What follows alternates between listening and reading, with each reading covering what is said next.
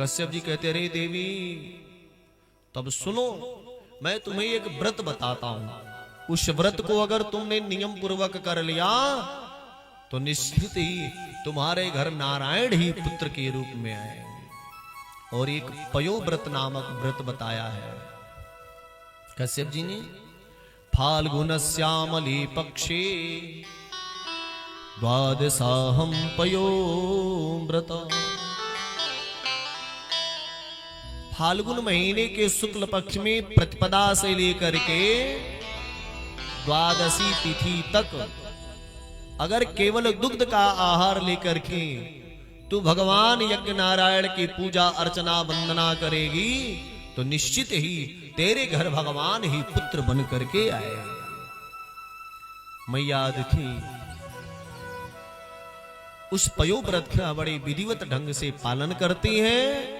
और प्यारे समय बीता, कालांतर में भादो का महीना आया, शुक्ल पक्ष आई द्वादशी तिथि और अभिजित मुहूर्त में दिन में ठीक 12 बजे भगवान अदिति मैया के गर्भ से वामन रूप में प्रकट हो जाते हैं।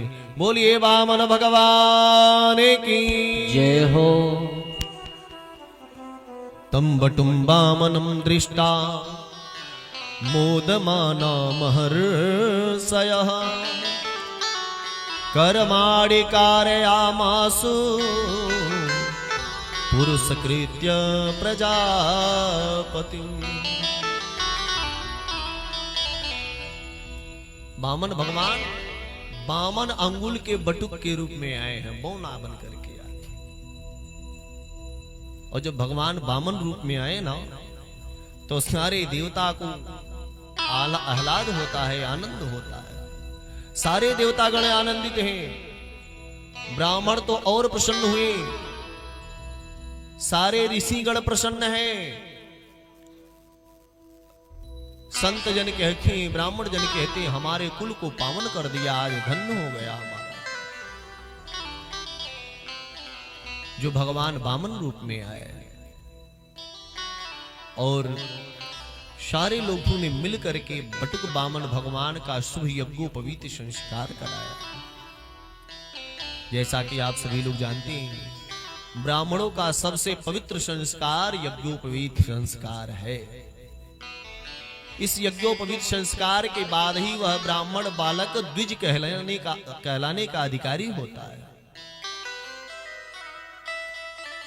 सबसे पवित्र संस्कार यज्ञोपवीत संस्कार है। और यज्ञोपवीत संस्कार होता है तो गुरुजी बुलाए जाते हैं। गुरुजी के द्वारा शुभ यज्ञोपवीत संस्कार संपन्न कराया जाता है। ऐसे ही बटुक वामन भगवान के यज्ञोपवीत को संपन्न कराने के लिए देव गुरु बृहस्पति जी आए, ब्रह्मा जी आए, कुबेर आए, सारे देवतागण आते हैं, सारे लोग आते हैं। क्योंकि महाराज कश्यप बाबा ने लंगोटी पहनाई, अदिति मैया ने मूंज मेखला पहनाई, भूदेवी ने चरण पादुका दिया, कुशा की चटाई प्रदान करी, दिशाओं के स्वामी ने छत्र प्रदान किया, ब्रह्मा जी ने अपनी कमंडलू प्रदान किया, सरस्वती मैया ने अपनी रुद्राक्ष की माला को प्रदान किया, कुबेर अपना भिक्षा पात्र दिया और गुरुदेव बृहस्पति जी कान में गायत्री मंत्र की दीक्षा देते हैं और उनके भिक्षा पात्र में स्वयं अन्नपूर्णा मैया आकर के दान करती है। अन्नपूर्णा मैया दान, और जो कुछ दान में मिला आप लोग जानते ही कि बटुक जो कुछ दान में पाता है वह लाकर अपने गुरुदेव को निवेदित करता है, गुरु जी को देता है, क्योंकि वह उनका शिष्य होता है। लेकिन अब तो परंपराओं का, संस्कारों का लोप होता चला जा रहा है। आजकल होता क्या है, क्योंकि महाराज गुरु जी तो आते हैं यज्ञोपवीत कराने और जो कुछ बटुक पाता है उस भिक्षा के रूप में वह सब लोग अपने ही रख लेते हैं, गुरु जी को नहीं देते। लेकिन जबकि नियम है कि जो बटुक पावे वह अपने गुरु को निवेदित करे, गुरु को ही निवेदित करे। आजकल भी गुरुकुल की परंपराओं में ये नियम है, बच्चा जब गुरुकुल में पढ़ता है और उसका जब वहां शुभ यज्ञोपवीत संस्कार होता है तो जो कुछ भी बच्चा प्राप्त करता है सब लाकर गुरु के चरणों में निवेदित करता है, गुरु जी ये सारा आपका है। ऐसे ही जब भिक्षा पाए बामन भगवान तो गुरु जी के पास लेकर आए, गुरु जी ये आपका। गुरु जी कहे बेटा बामन इतने से काम नहीं चलेगा। तो क्या करे गुरु जी? क्योंकि हमको तुमसे दान में त्रैलोक्य की संपदा चाहिए। बामन भगवान कहे गुरु जी मिलेगा कहां? कहे वो तो आज तुम्हें केवल राजा बलि ही दे सकता है और कोई नहीं दे सकता। बामन भगवान कहे गुरुदेव तो आशीर्वाद दीजिए, मनोरथ जरूर पूर्ण होगा। अब बामन भगवान बलि के यहां चल देते हैं। बामन भगवान बलि के यहां चलते हैं और महाराज दान कर मांगने के लिए आ रहे हैं।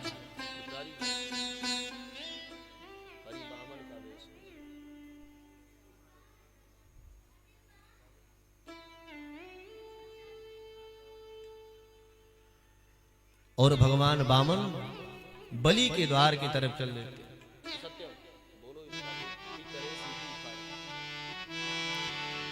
आइए हम और भी बामन भगवान के साथ चले राजा बलि के यहां। हरि बामन का रूप बनाए, बलि राजा के द्वारे।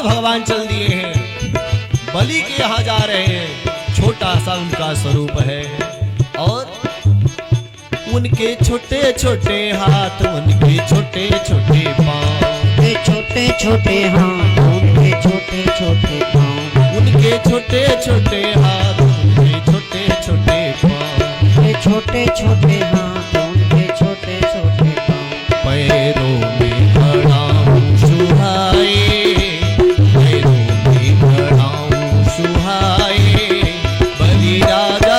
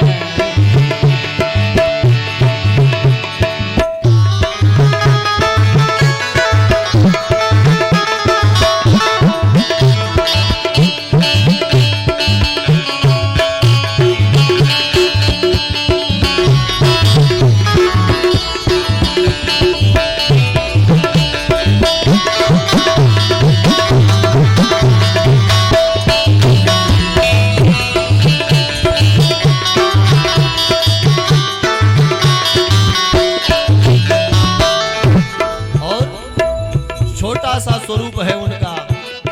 चल दिए महाराज। माथे तिलक सोहे सिर चोटी सोहे, माथे तिलक सोहे सिर छोटी सोहे, माथे तिलक सोहे सिर चोटी सोहे, माथे तिलक सोहे सिर छोटी सोहे, हाथों में कमंडल सुहाए बलि राजा हरे सोहाए हे राजा के घरे हरि दामन का बेस बनाए बलि राजा हरे राजा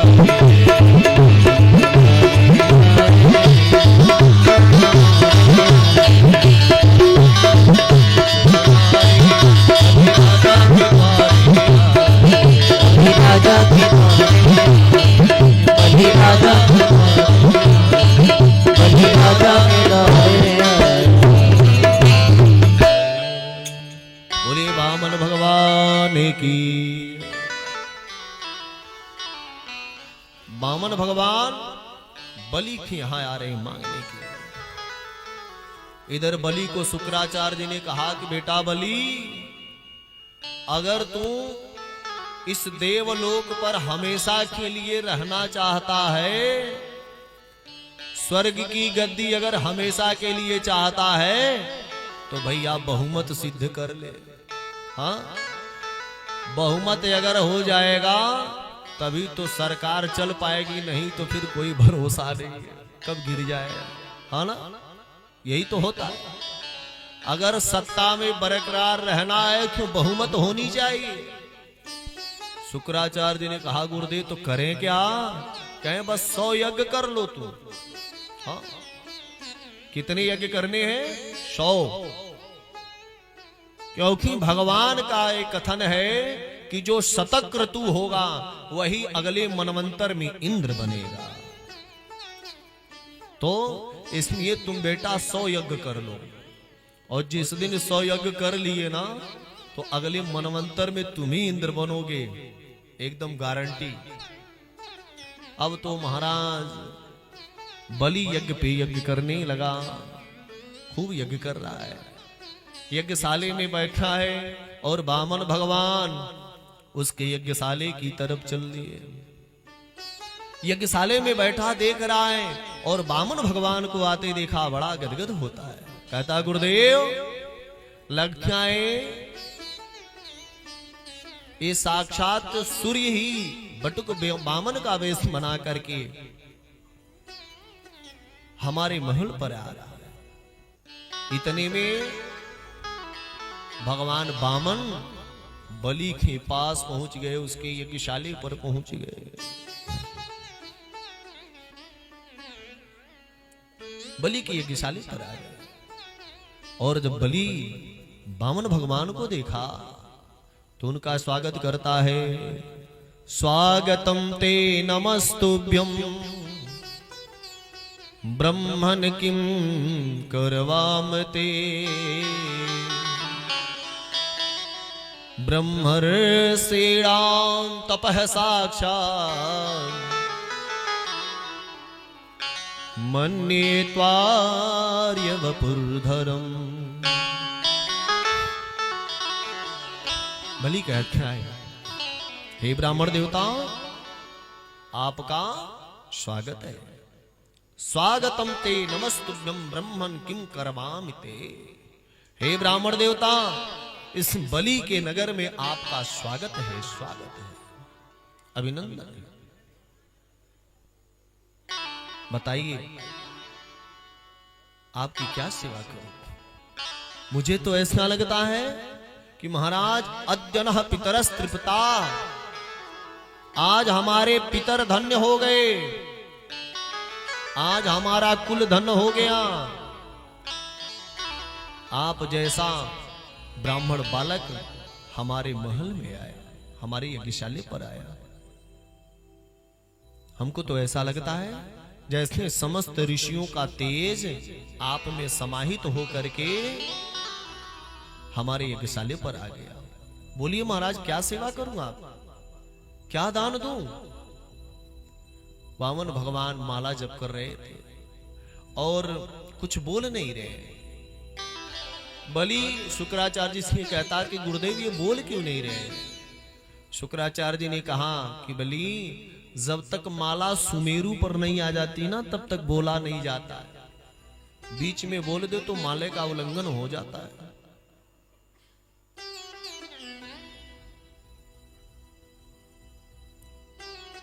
उल्लंघन होता है, इसलिए जब तक माला पूरी ना होती बीच में बोलना नहीं चाहिए।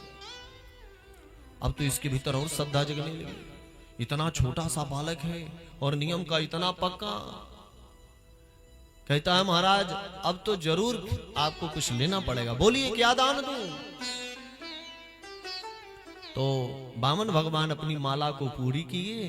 कहते भैया तुम देकर करोगे क्या, मुझे कुछ चीज की आवश्यकता है ही नहीं, मुझे कुछ चाहिए ही नहीं। क्या अरे महाराज ऐसा क्यों कह रहे हैं। वामन भगवान कहते देखो भाई अकेला हूं और धूप वर्षा से बचने के लिए छत्र है, छाता है, पृथ्वी पर शयन करने के लिए कुशा की चटाई है, जल ग्रहण करने के लिए कमंडलू है, और कुछ मिल जाता है पाने को तो कर को ही पात्र बनाकर ग्रहण कर लेता हूं, करपात्री बन जाता हूं। कर को ही जो पात्र बना ले वो करपात्री। हाँ ऐसे ही परम पूज्य प्रातः स्मरणीय ब्रह्मलीन संत श्री हरिहरानंद सरस्वती जी महाराज का नाम ही करपात्री पड़ गया। नाम उनका हरिहरानंद था, लेकिन कर को ही उन्होंने पात्र बना लिया, इसे नाम करपात्री पड़ गया। वामन भगवान भी कहते हैं कि करपात्री बन जाता हूं, कहीं कुछ खाने को मिलता है, क्या चाहिए, कुछ नहीं चाहिए हमको। उसने कहा महाराज आप अकेले हो तो नहीं, अपने लिए तो नहीं ले रहे हो, तो कम से कम ब्राह्मणी के लिए ले लो। वामन भगवान कहे भैया जब विवाह नहीं हुआ तो फिर ब्राह्मणी कहां से आए। अच्छा महाराज तो कहिए क्यों आपका विवाह करवा दें। वामन भगवान कहे देखो विवाह के चक्कर में मत डालो। क्यों महाराज। वामन जी कहते अंत में रोना पड़ता है। तो बलि ने कहा महाराज ऐसी कुछ भी बात नहीं है, काहे को रोना। कहे भाई विवाह हो जाए क्या, अभी तो अकेला हूं, जब मर्जी करता है चला जाता हूं, जहां मर्जी किया चला गया, जहां मर्जी किया रुक गया। लेकिन अगर विवाह हो गया पत्नी घर में आ जाएगी तो देवी जी के रहने के लिए तो एक उचित स्थान होना चाहिए। अब इधर उधर उसको लेकर कहां भटकूंगा, उसके लिए तो एक जगह घर होना चाहिए कि नहीं। तो बलि कहता चिंता आप मत करिए महाराज, आपको मैं एक ग्राम का मालिक बना दूंगा और सुंदर महल बनवा करके दूंगा। अच्छा तो खाने की व्यवस्था, कहीं इतना अन्न दूंगा कि जीवन भर आपको टेंशन करने की जरूरत नहीं। हाँ क्या है कि गाम कांचनम गुणवत धाम मृष्टम तथा अन्न पेय युत वा विप्रकन्याम। मैं जल की व्यवस्था, अन्न की व्यवस्था, दूध की व्यवस्था, सोने चांदी हीरे जवाहरात की व्यवस्था सब दूंगा, आपको चिंता करने की जरूरत नहीं। वामन भगवान कहे अच्छा ये तो सब दे दिए, लेकिन मान लो बच्चे होंगे तो पढ़ेंगे लिखेंगे नहीं, उनके फीस पकड़ कौन जमा करेगा भाई, हम ब्राह्मण आदमी कहां से जमा करेंगे। कहे उसकी भी चिंता आप मत करिए, चलिए हमारे जो परबावा हिरण्यकशिपु है ना उनका खुलवाया हुआ अपना खुद का विद्यालय, उसी में दाखिला करवा देंगे और शिक्षा भी निःशुल्क। आज के जमाने में अगर कोई कह दे महाराज कि आपके बच्चे का फीस माफ, तो समझो बहुत बड़ा कर्ज उतर गया। हाँ जीवन में आधा तरक्की तो बेचारा यही से कर लेगा। जीवन की आधी कमाई तो खाली फीसें भरने में जात है आजकल, है ना। जितने मांटेंसरी स्कूल वाले हैं पब्लिक वाले, तो महाराज फीसें तो ज्यादा है, सामान्य व्यक्ति उसी में परेशान है। हाँ क्या है महाराज फीस की भी चिंता मत करिए, फीस माफ रहेगा। वामन भगवान कहे भैया अब कोई जरूरी नहीं है कि एक दो बच्चे हों। हाँ अब जोगी जी का राज थोड़ी है कि जनसंख्या नियंत्रण लाएंगे कि भैया 2 बच्चे रहेंगे। हो सकता है कि बच्चे 2 4 10 हो जाए तब। बलि कहा कि उसकी चिंता आप क्यों करते हैं महाराज, सारा व्यवस्था हम देंगे। अब बामन भगवान कहे मान लो उसमें से एक आध बच्चा मर गया किसी दिन तो रोएगा कौन? बलि कहा रोना तो आपको पड़ेगा, उसके लिए किराए पर आदमी थोड़ी आएंगे रोने। बामन भगवान कहे इसीलिए तो कह रहा हूं भैया झंझट में मत डाल, एक दिन रोना पड़ेगा। ना ना ना हम ये सब करने वाले नहीं। बलि कहा हे भगवान घंटे भर से बाबा को फुसला रहा था, ये तो 1 मिनट में सारी आकांक्षाओं पर पानी फेर दिया। बलि ने कहा लेकिन हमने भी निर्णय कर लिया, बिना आपको दान दिए मैं यहां से जाने नहीं दूंगा। अब तो बामन भगवान कहे बलि तू तो मुझे धर्म संकट में डाल दे रहा है। हाँ मेरा तो नियम है कि मैं किसी से कुछ लेता नहीं, और तू कह रहा है कि बिना दिए जाने दूंगा नहीं। तो ये काम कर भैया, देख तेरी भी इच्छा है, तेरी मन में संकल्प उठ रहा है, भाव जग रहा है, तो ये काम कर तू 3 पग जमीन दे दे मुझे। पदानि 3 दैत्रेण सम्मितानि पदा मम। भगवान बामन के अखी की तू 3 पग जमीन मुझे दे दे भैया, और उतने में अपना काम चल जाए। बलि हंसने लगा। बलि कहता वाह महाराज बुरा मत मानिएगा, एक बात बताऊं, जैसे आपका शरीर बौना है ना, ऐसे आपकी बुद्धि भी बौनी लग रही है। हाँ, आपकी बुद्धि भी बौनी लग रही है महाराज।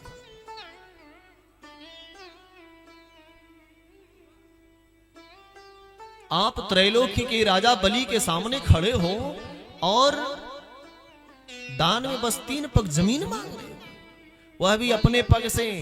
इतने छोटे छोटे पग हैं, उतने में होगा क्या? बामन भगवान का इसमें तुम्हें क्या मतलब भैया, तुम दोगे कि नहीं? उसने कहा रे महाराज जरूर दूंगा। और बलि ने कहा कि देखिए महाराज अब 3 पग जमीन चाहिए तो जाइए, जहां इच्छा करे आपका नाप लीजिए। ये जितनी जमीनें दिख रही सब अपनी ही है, जहां अच्छा लगे वहां नाप लीजिए महाराज, है ना? चाहे वो गनेरा वाले रोड पे जो सुहास से मोहाना वाला जा रहा है, चाहे जो नौगढ़ वाला जा रहा है, उस पर नाप लीजिए। सब अपना है, पूरा क्षेत्र अपना है, जहां इच्छा करे नाप लीजिए। बामन भगवान कैसे नहीं, पहले सिद्धार्थ नगर चलो, तहसील में रजिस्ट्री करो। हाँ कल को तुम्हारा बेटा है कहे हमारे बाप दादा की जमीन खाली करो तो गड़बड़ हो जाएगा। बलि ने कहा क्या करें? कहे तुम हाथ में जल लो, संकल्प कर दो, फिर हम 3 पग नाप लेंगे। बलि ने कहा महाराज आप 3 पग जमीन के लिए संकल्प करवाएंगे? बामन भगवान कहे तो ठीक है हम जाते हैं। उसे कहा रहे नहीं महाराज रुकिए। इतने में शुक्राचार्य जी बेचारे देख रहे हैं ये छोटा सा ब्राह्मण बालक हमारे चेला से घंटे भर से बतिया रहा, क्या बात कर रहा है। ध्यान लगाया तो सब समझ गए महाराज, और शुक्राचार्य जी दौड़ कर आए और बलि का हाथ पकड़ा, खींच के ले गए उतनी दूर। अरे बेटा बलि सावधान। क्या हुआ गुरुदेव? कहा कि अरे ना ये 52 है ना 53 है। अच्छा गुरुदेव तो कौन है? शुक्राचार्य जी कहे कि एस वैरोचने साक्षात भगवान विष्णुरव्ययः कश्यपा अदितिर्जातो देवानां कार्य साधक।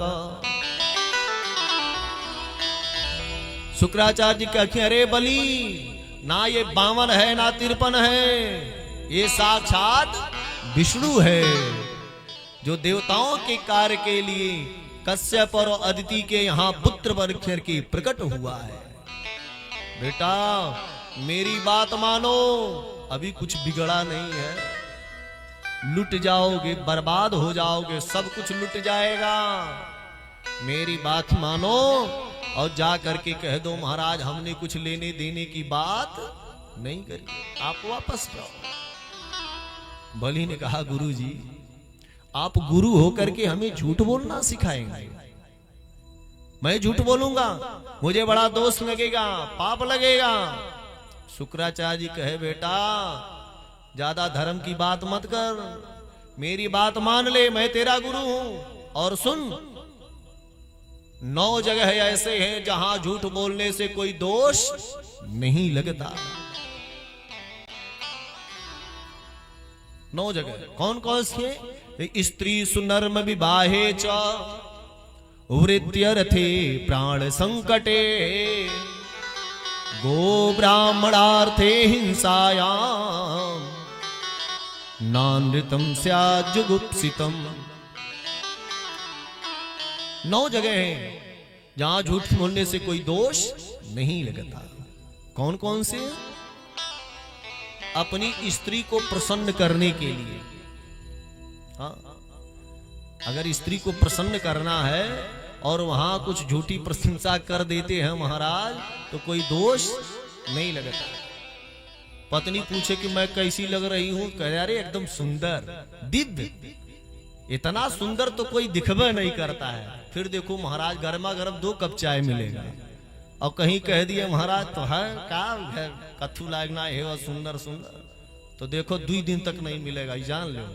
हाँ, इसलिए कहते अगर पत्नी को प्रसन्न करने के लिए झूठ बोला जाए तो महाराज वहां दोष नहीं लगता। हास परिहास में हंसी मजाक चल रहा उसमें भी अगर कुछ झूठ निकल गया तो कोई दोष नहीं लगता। विवाह में अखिर आपके झूठ बोलने से किसी का विवाह लग जा रहा है तो वहां भी दोष नहीं लगता। किसी कन्या की प्रशंसा में, कन्या का विवाह देखने वाले आए और कह दो भैया अरे बड़ी गुणवत्ता कन्या है, एकदम लक्ष्मी है महाराज, और कहते भी हैं लोग, कहते हमार बिटिया एकदम गऊ है महाराज। हाँ कहते हैं ना, हमार बिटिया एकदम गऊ है महाराज, इतना सोच है। उसकी झूठी प्रशंसा करने में भी कोई दोष नहीं लगता।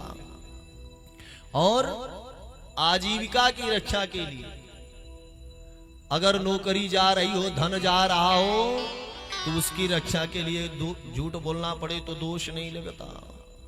प्राणों की रक्षा के लिए अगर प्राण संकट में है और झूठ बोल देने से बच जा रहे हो तो वहां भी कोई दोष नहीं लगता।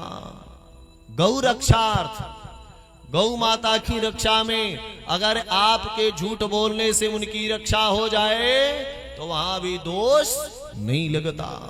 ब्राह्मण की रक्षा में किसी ब्राह्मण को कोई सता रहा है और उस ब्राह्मण के लिए झूठी ही गवाही देनी पड़े, अगर देने से उसका जीवन सुरक्षित हो जाता है तो वहां भी दोष नहीं लगता। और किसी जीव की हत्या हो रही हो, उसका मृत्यु निकट हो और आपके झूठ बोलने से अगर उसका जान बच जाए, प्राण बच जाए, तो वहां भी दोष नहीं लगता। ऐसे 9 स्थान है जहां झूठ बोलने से दोष नहीं लगता।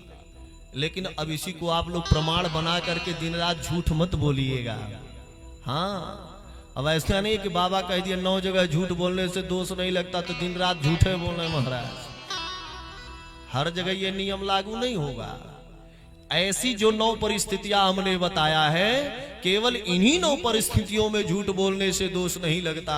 बाकी अगर बोलेगे तो डबल लगेगा महाराज। बोल वृंदावन बिहारी लाल की, है ना बेटा, मेरी बात मान ले, जाकर कह दे कि हमने लेने देने की बात नहीं करी, वापस जाओ। इधर बामन भगवान कहे बलि, ये गुरु चेला आपस में क्या बातें कर रहे हो? देखो दान देना है तो आओ दान दो, नहीं क्यों समय बर्बाद मत करो, हम अपने धाम को जाए। बलि दौड़ कर आया, अरे नहीं नहीं महाराज देंगे, तो ठीक है जल लो। अब तो बलि कमंडलू उठाया। पुराणांतर प्रसंग मिलता है कि शुक्राचार्य जी से अब भी नहीं रहा गया। शुक्राचार्य जी अपना छोटा सा रूप बना करके उसी कमंडलू में बैठ गए। कहे हम जल गिरने ही नहीं देंगे, कि संकल्प कराओगे कैसे? अब तो बलि बार बार कमंडलू को उलटे महाराज, लेकिन जल गिरे नहीं, बंद कर दिए छिद्र को। शुक्राचार्य भगवान समझ गए। भगवान कहते बलि एक कमंडलू हमें दो, लगता है बहुत दिनों से रखा था, जंग पकड़ लिया है। हाँ हम ठीक करते हैं। जो कुसा वाली चटाई रखे थे ना भगवान अपने पास, उसी में से एक कुसा निकाले और उसी छिद्र में दे मारे, और कुसा भीतर गया तो शुक्राचार्य जी के आंख में लगा और एक बल्ब फ्यूज गोविंद आए नमो नमः गायब। बेचारे उसमें से रोते बाहर निकले। भगवान कहे कि शुक्राचार्य जी, आपका जो एक नेत्र है उससे तो मैं नहीं बच पाया, लेकिन जीव के दो नेत्र होते, एक बाहर और एक भीतर। बाहर तो सबको दिख रहा, लेकिन भीतर ज्ञान का, विवेक का, ज्ञान विराग नयन मुरगारी। बाहर के नेत्र से तो बच गया, लेकिन आपका जो भीतर वाला नेत्र है उससे मैं विष्णु भी बच नहीं पाया। आप पहचान लिए कि मैं विष्णु ही वामन बन के आया हूं, और इसीलिए आपको एक आंख दे दिया कि मानो सारे जगत को समभाव से देखना, एक दृष्टि से देखना, किसी में भेद नहीं करना है। शुक्राचार्य जी बलि क्यों श्राप दे दिए कि जा, मेरी बात नहीं माना तू श्रीहीन हो जाएगा, श्राप देकर चल। बलि जल लिया, संकल्प पढ़े और भगवान वामन के हाथों में दिया। और जैसे वामन भगवान के हाथों में जल दिया कि वामन भगवान अब विराट रूप धारण कर लेते हैं। बोलिए विराट भगवान की जय हो। विराट रूप धारण किया। अब तो महाराज भगवान अब नापने के लिए चले। एक पग में नीचे के अतल बितल सुतल तलातल रसातल महातल और पाताल सातों लोकों को नाप लिया, और दूसरे पग में ऊपर के भू भुवः स्वः मह जन तप और सत्य ये लोगों को नापे। वर्णन मिलता है कि भगवान विराट का ही जब चरण ब्रह्मलोक में पहुंचा तो ब्रह्मा जी भगवान के चरण धुलकर अपनी कमंडलों में रख लिए। वही भगवान का जो चरणोदक है वही विष्णुपदी गंगा के नाम से जानी जाती हैं। समय पाकर भगीरथ की तपस्या पर ब्रह्मा की कमंडलू से इस धरातल पर आए, जिनकी कथा भी हम आप लोग कुछ क्षणों के बाद श्रवण करेंगे। भगवान दो पग में सारा त्रैलोक नाप लिया। बलि से कहे, बलि तुम 3 पग जमीन देने को कहे थे और 2 ही पग में सब नप गया, अब तो तुम नरक जाओगे। हाँ, गरुड़ से भगवान क्या, इसको बांध लो, रस्सियों में बंदी बनाओ, ये नरक जाएगा। और गरुड़ बलि को बांध देते हैं। और बलि कहता है कि प्रभु एक बात आपसे जानना चाहता हूं। भगवान कहे बोलो। कहते हैं कि प्रभु एक बात बताइए, धन बड़ा होता है कि धनवान? भगवान कहे भाई बड़ा तो धनवान होता है, क्योंकि उसी से धन आता है। बलि ने कहा तो अभी तो केवल आपने मेरे धन को नापा है, उस धन का धनवान ये बलि आपके सामने पड़ा है। कृपा करके तीसरा पग मुझे नाप लीजिए। और भगवान उसके तीसरे पग में बलि को नापते हैं। पदम तृतीयम कुरु शीर्षम में निजम। और जैसे ही भगवान अपना चरणारविंद उसके मस्तिष्क पर रख दिए तो भगवान कहते, बलि तुम धन्य हो, मैंने तुम्हारा सर्वस्व छीन लिया, परंतु तूने अपनी निष्ठा नहीं छोड़ी, अपनी श्रद्धा नहीं छोड़ा। धन्य है बलि तुम्हारा जीवन। और इस तरह से भगवान तीसरे पग में बलि को नापते हैं। वर्णन मिलता है कि प्यारे ब्रह्मा जी प्रकट हो गए। ब्रह्मा जी आए, भगवान के ही भक्त प्रहलाद जी आ गए, बलि की पत्नी आई। बलि की पत्नी ने कहा कि प्रभु ये सारा संसार तो आपके खेल का मैदान है, आप ही जिसे चाहते हो राजा बना देते हो, आप जिसे चाहते हो उसे रंक बना देते हो। मसक करई बिरंच प्रभु अजहि मसकते हीन। आप एक चींटी को इंद्र बना देते हो और एक इंद्र को चींटा बना देते हो। ये तो सारे खेल आपके हैं प्रभु, ये सारा संसार आपके क्रीड़ा का मैदान है, खेल का मैदान है। प्रभु आपका देना भी निराला है और आपका लेना भी निराला है।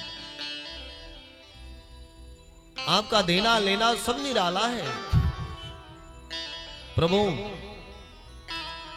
आपने अपने इस क्रीड़ा क्षेत्र खेल की मैदान पर हमारे स्वामी को मुनि बना करके भेजा, देखभाल करने के लिए जिम्मेवारी सौंपी। परंतु हमारे स्वामी किए क्या?